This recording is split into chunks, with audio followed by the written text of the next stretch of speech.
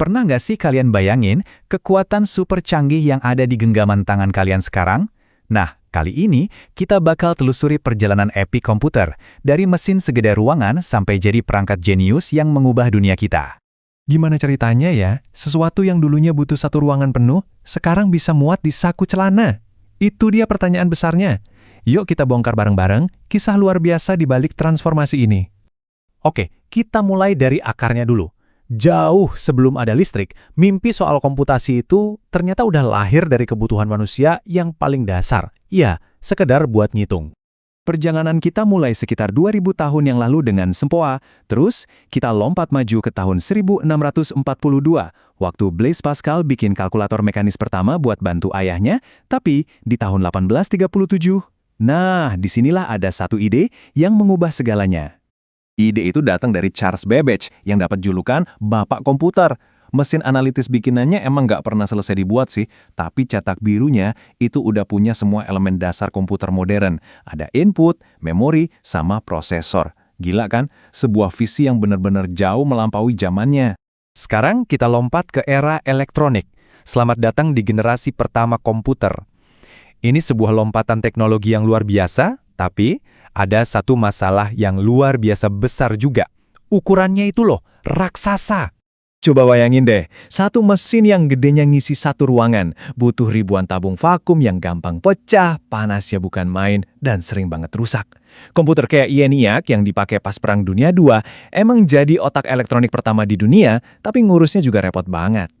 Coba lihat perbandingannya. Dari mesin seberat 30 ton yang cuma bisa ngitung 5.000 kali per detik, sekarang kita punya perangkat yang beratnya nggak sampai 200 gram, tapi bisa miliaran perhitungan per detik. Peningkatannya ini benar-benar nggak masuk akal.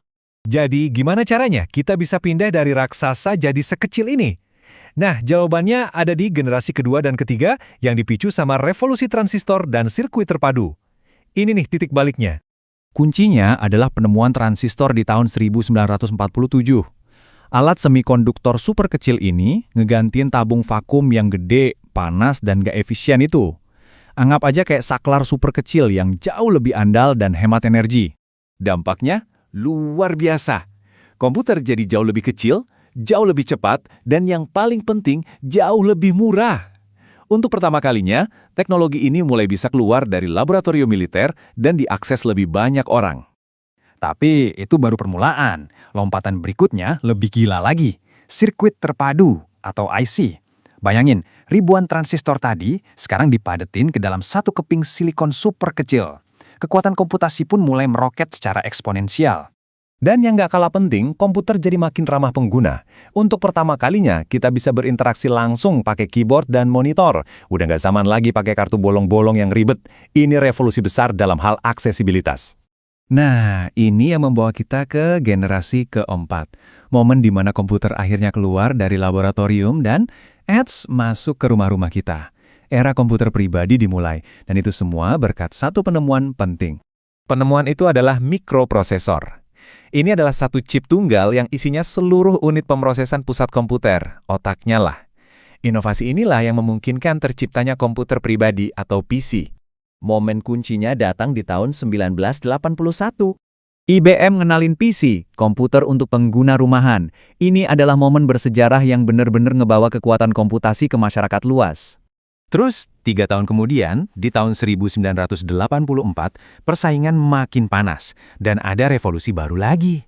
Apple ngeluncurin Macintosh, dan ini mengubah permainan lagi. Dengan tampilan grafis yang intuitif dan adanya mouse, tiba-tiba semua orang bisa pakai komputer. Gak perlu lagi jadi ahli coding, tinggal tunjuk dan klik aja. Dari sini, evolusinya makin ngebut.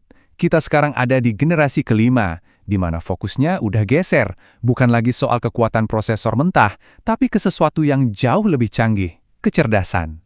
Generasi kelima ini semuanya tentang kecerdasan buatan atau AI. Tujuannya, bikin mesin yang bisa ngerti bahasa manusia, bisa belajar sendiri, dan bisa mecahin masalah rumit dengan ngerjain banyak tugas sekaligus, atau yang kita kenal sebagai pemrosesan paralel. Dan perjalanannya belum selesai loh. Teknologi masa depan kayak komputasi kuantum dan nanoteknologi sekarang lagi dieksplorasi. Dan ini menjanjikan kekuatan yang jauh melampaui apapun yang bisa kita bayangin sekarang. Evolusinya terus berlanjut. Jadi, kalau kita tarik kesimpulan, komputer ini udah berevolusi banget ya. Dari yang tadinya cuma alat hitung, sekarang jadi semacam partner berpikir kita. Ini bikin kita jadi bertanya-tanya, kira-kira apa ya langkah evolusi selanjutnya?